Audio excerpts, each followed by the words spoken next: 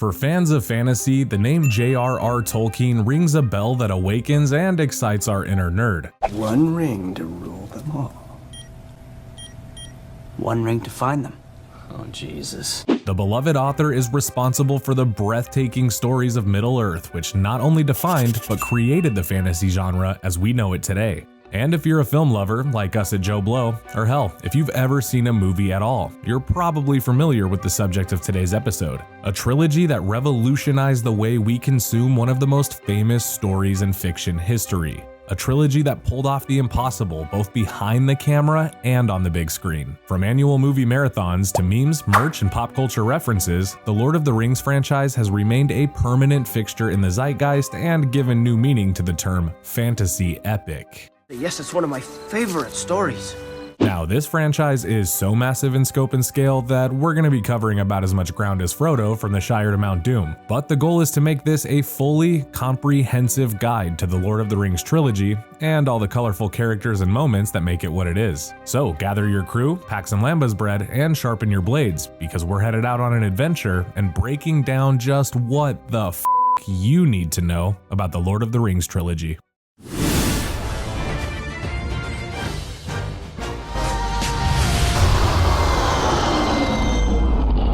Alright, if you're not familiar with the Lord of the Rings trilogy, let's get you caught up to speed on the basic premise of the story. The Lord of the Rings follows a long and challenging journey of a young hobbit who must lead his friends across miles of dangerous terrain in order to destroy a magical ring that stands to bring upon the end of days. One ring to rule them all. The ring itself, or the One Ring as it's also known, was forged with the evil forces of Sauron and brings nothing but danger, darkness, and death to those caught in its path. Along the way, we meet many intriguing and whimsical characters who both enrich in the world as well as scare the shit out of some of us. Are you frightened? But what Peter Jackson was able to do with these films is beyond impressive. The visuals of this movie are incredible, and the story unfolding complements the outrageous scope of the world built in these movies. It's one of the few trilogies that I really think deserves the perfect treatment. Now, these movies are long, and the story is very epic, so needless to say, we're in for quite a journey. Literally. I do not ask you to come with me, Sam. I know, Mr. Frodo. But before we continue on, please make sure to drop a like on this video and subscribe for the best in movie content. It would be wise, my friend. Now, considering that all three of these movies are one linear narrative, in the interest of keeping this video comprehensive, we're gonna shake things up a little bit and cover the trilogy's most important characters first. So let's go. Sauron and the One Ring. The ring is a mysterious and powerful artifact which was forged in evil by the Dark Lord Sauron. The ring is drawn to its creator and possesses magical powers that entice those who use it and seduce them into evil. Frodo Baggins. Frodo is a hobbit, which in the context of this story is similar to a human but much smaller and more adorable. Hobbits are notoriously chill creatures who just want to smoke, eat, party, and live in peace. Kinda like me. The finest weed in the South Valley. Frodo is a young hobbit who is not a stereotypical hero, but more of a lovable boy-next-door type who grows into a hero throughout his arc in the trilogy. Gandalf the Grey. Gandalf is a wizard who is powerful, wise, and f***ing hardcore. You shall not pass! He's basically Frodo's protector and one of his companions throughout the journey and has many of my personal favorite scenes within this trilogy. Bilbo Baggins. Bilbo is Frodo's uncle and the one who gives Frodo the ring and thus the responsibility to destroy it. Bilbo is an adventurer and an old friend of Gandalf, and he's also the center of the Hobbit trilogy, which we'll be covering in a future episode, so stay tuned for that. Samwise Gamgee. Sam, also a hobbit, is Frodo's gardener slash BFF who joins him on the journey. Sam is loyal, humorous, and endlessly brave when it comes to fighting for his friends. Samwise the Brave. I want to hear more about Sam. Gollum, aka Smeagol. Gollum is a sickly, scary, and dangerous creature who previously owned the ring. Though he was once a hobbit, the darkness of the ring seduced him into madness and he transformed into this oddly kinda cute thing that helps Sam and Frodo get to Mount Doom to destroy the ring. It burns! It burns us! You can think of this guy as an addict who's just battling his addiction and constantly being taunted by it for 3 movies. Oof. Merry and Pippin. Frodo's cousin and friend and fellow hobbits. Merry and Pippin are the comic relief, but also the charming and heartfelt core of their own side story. They're always hungry, they're always thirsty, and they're always looking for something to smoke. We are sitting on a field of victory, enjoying a few well-earned comforts. Aragorn. This dude is just f***ing cool, am I right? Yes. Aragorn is the muscle of the crew, but also the estranged heir to the throne of Gondor, a neighboring kingdom. He's your typical main character type in a supporting role, but he does add savvy, experience, strength, and a strong defense to the core team. I personally would love a solo series following the earlier years of this dude because he has endless potential for great Lord of the Rings content. The Fellowship. We got dwarves, we got elves, and we got knights galore with this ragtag team of warriors. They're Frodo's fellowship who help him fight his way through dangerous foes while waging and winning a war for the ring. Specifically, Legolas, Gimli, and Boromir stand out as characters within this trilogy that we simply cannot live without. You shouldn't make fun. I was being serious. The orcs. The orcs are nasty, muddy, scary, killing machines and are very similar to elves, only they're made in like coal and mud and stuff, and they're birthed with one singular purpose: kill everything until the ring is returned to Sauron. These things are terrifying to be sure, but visually, they're very hard to look away from. The ring wraiths. I also want an origin for these creepy bastards. They're basically the undead beings who are drawn to the power of the ring, making them a looming threat to all who possess it. Saruman. Evil Gandalf. They will find the ring and kill the one who carries it. Elrond. The Elf King and the father to Aragorn's romantic interest, Arwen. There are plenty more characters to sink your teeth into throughout these movies, but I think this list is getting long enough, and let's face it, we want to get to the good stuff. Now remember, this trilogy is one singular story, which is broken up into 3 films, which were shot back to back to back and released 1 year apart from each other. Okay, so let's get into the movies.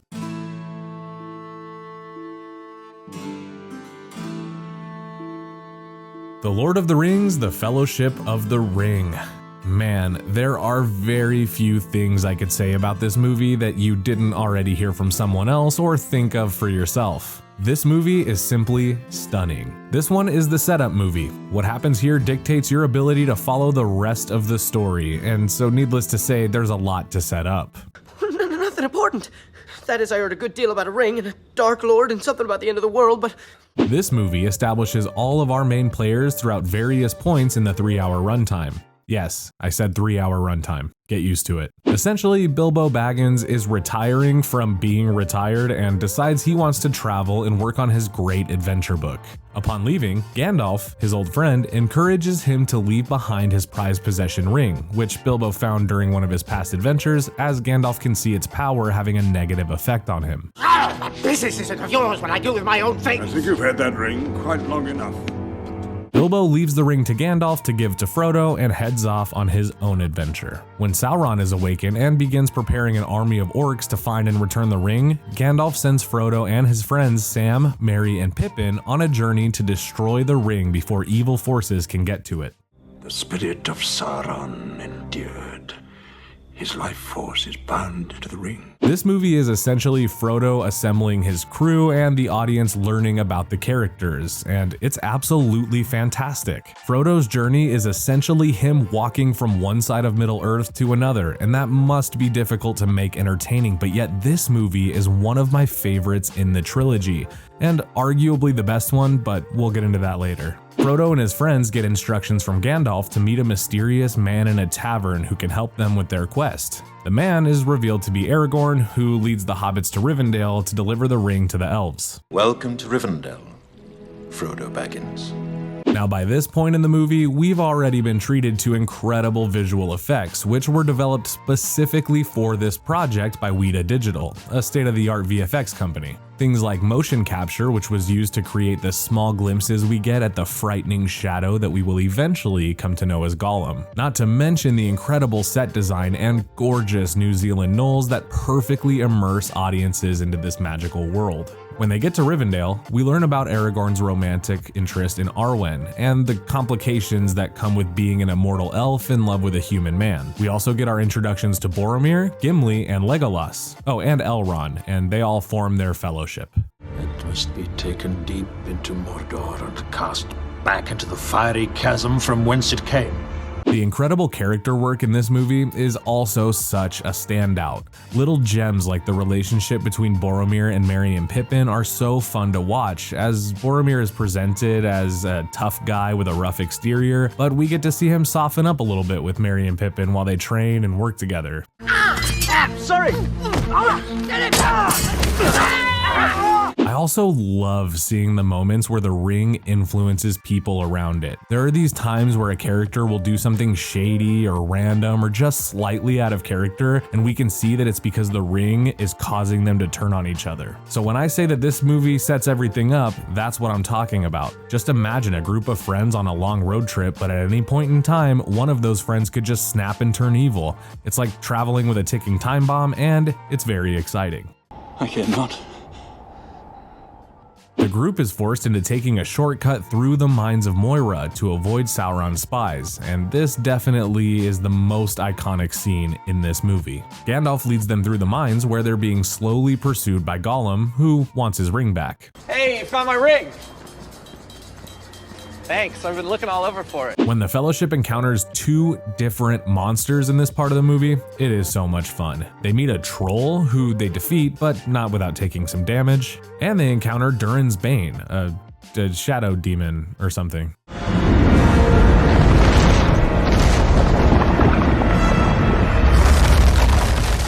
Gandalf takes on the demon while the team escapes, and unfortunately, Gandalf does not make it out. But this scene is still a real visual treat. And just when we think things could not get any worse for our Fellowship, let's introduce some betrayal. Boromir is seduced by the ring and attempts to harm and take it off of Frodo, and Merry and Pippin are captured by Sauron's men. That leaves Frodo and Sam forced to continue the journey alone, and they are completely lost in the forest. And then the movie ends. I don't suppose we'll ever see them again. Now, I think The Fellowship was a perfect movie to jumpstart audiences' excitement for the remaining two movies. The movie has grossed roughly $897 million between theatrical and video release. And I remember seeing this movie in theaters, and I simply fell in love with the mystical charms of Middle-earth.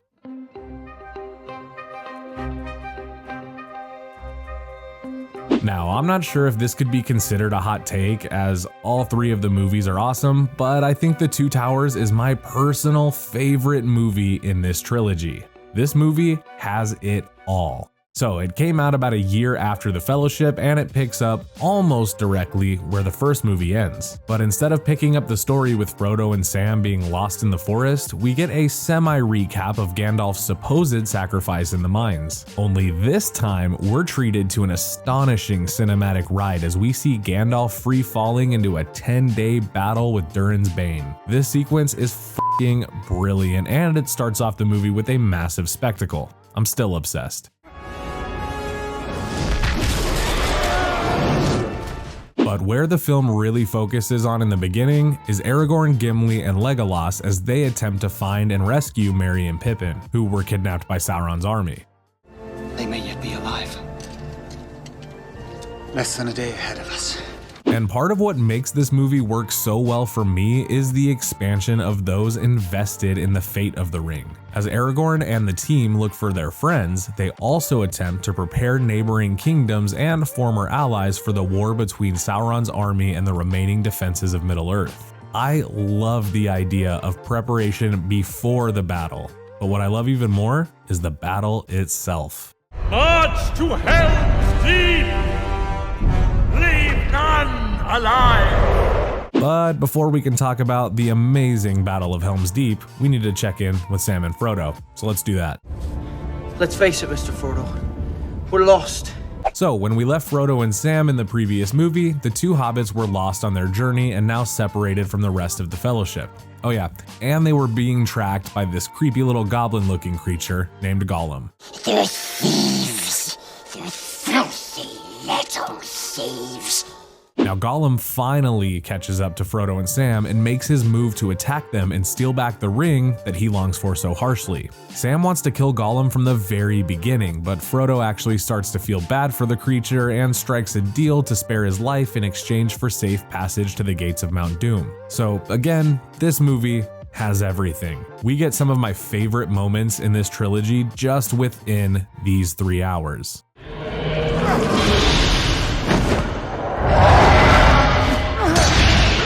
Throughout the runtime, the Fellowship, of course with the exception of Frodo and Sam, have been mostly reunited. Gandalf is alive, as we learn in the opening scene, and he's transcended into a higher level of power. I am Gandalf the White. Merry and Pippin become friends with Treebeard, a walking and talking tree whose purpose is to protect the forest. Tree? I am no tree.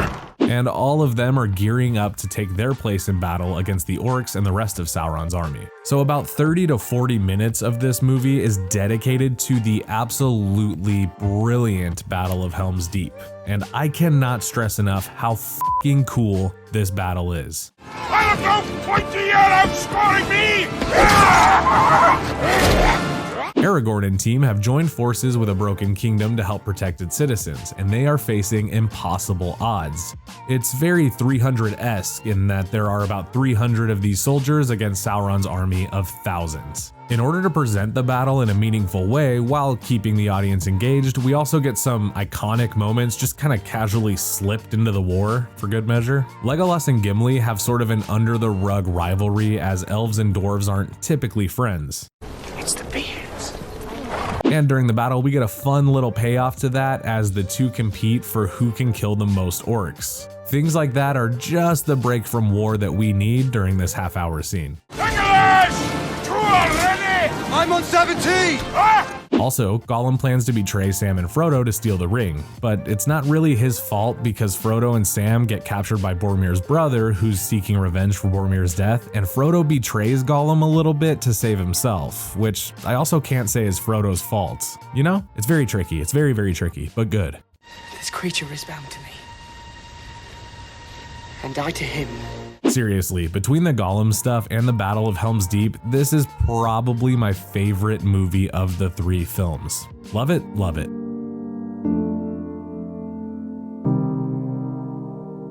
Man, the opening scene of this movie is great, but also so sad. This movie chooses to open with a flashback sequence which explores the origins of the creature Gollum. We learn that Gollum, aka Smeagol, was once a hobbit who discovered the ring with his cousin Deagle on his birthday. That's right, their names are Smeagol and Deagle. It's my birthday, and I want it. The powers of the ring taunt and seduce Smeagol until the rage and desire for the ring cause him to murder his own cousin, steal the ring, and retreat into a cave in the mountains while the ring slowly decays and corrupts his mind until he becomes the creature Gollum. It's pretty intense, and Andy Serkis is always such a treat. In the main story, the Fellowship, now joined by King Theoden, who fought alongside the Fellowship in the Battle of Helm's Deep, they retreat back to safe grounds and celebrate their big win. Hail the victorious dead!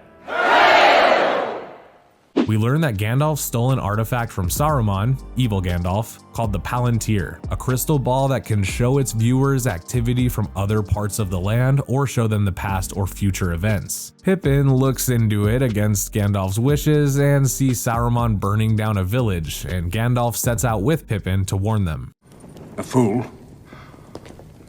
but an honest fool he remains. Frodo, Sam, and Gollum are still journeying to Mordor to destroy the ring, and Frodo remains unaware that Gollum is planning to betray him. After leading the hobbits into the lair of a giant spider, Frodo gets in a fight with Gollum and knocks him down a cliff, only to be attacked by the spider anyway and seemingly killed. Sam takes the ring and plans to complete the mission, assuming Frodo is dead. Don't leave me But then Sam realizes Frodo is not dead, and then he rescues him from a group of orcs. Not if I stick you first. Sam! And now, oh, what time is it? Oh, it's time for another battle scene. We get some more combat brewing in this third movie as the elves have joined the Fellowship and the remaining kingdoms in the War for the Ring. Being that this is the end of the story, we see a few people die in the battle, and we get a hell of a lot of good acting. Go back! Go back to finish tonight! Also, we get some ghosts joining the fight thanks to Aragorn. They win, again, and Aragorn marches to Mordor to distract Sauron so that Frodo and Sam can finally finish the mission. I can't carry it for you, but I can carry you! As far as final battles go, I really don't think there's anything missing from this one. Even knowing how it all ends, I still find myself stressed out at the intensity of this movie. So, Sam and Frodo make it to Mount Doom, and they finally seem to be at the end of this incredible journey. But then...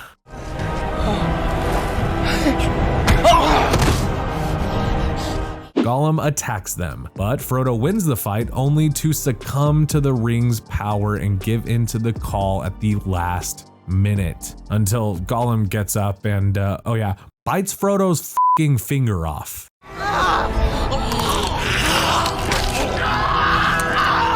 Frodo throws Gollum and the finger into the lava of Mount Doom, and the Dark Lord is defeated once and for all as Gollum dies with the object of his affection in his hands, and evil is punished. Aragorn becomes king of Gondor and marries Arwen. Gandalf returns the hobbits to the Shire as heroes, and everyone goes on to live their lives. But Frodo's trauma never really leaves him, and eventually he leaves the Shire to be with Bilbo and the elves, while Sam is married with children and stays in the Shire. It's a good ending. And The Lord of the Rings by Frodo Baggins. You finished it. Well, folks, that was quite a journey, but I think once you get used to the names that all kind of sound the same and the sheer scope of the entire story, I believe there is no tale better told than The Lord of the Rings. The legacy of this trilogy has of course led to other successful big budget media, as each movie got its own video game spin-off which allowed you to play as all of your favorite characters, as well as a prequel trilogy based on Tolkien's novel called The Hobbit, which we'll also be covering next time. And the most recent Lord of the Rings property to make its way into the picture is the Amazon Prime series, Lord of the Rings: The Rings of Power, which had its first season premiere just last year. The series follows the younger years of Elrond and the elves, as well as some hobbit ancestors of most of our favorite halflings from the first films and original novels. And you can watch our review of that show here on JoBlo Originals, so give that a watch if you're interested.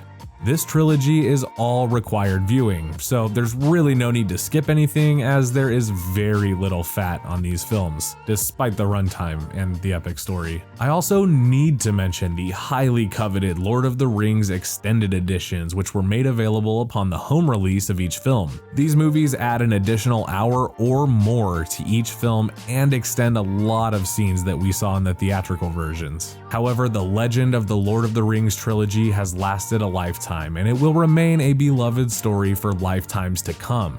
There are references and influences from Lord of the Rings in just about every piece of fantasy media we've seen since ever. And that, my friends, is what the f you need to know about the Lord of the Rings trilogy. We will see you next time. We told him to go away. And away he goes, precious.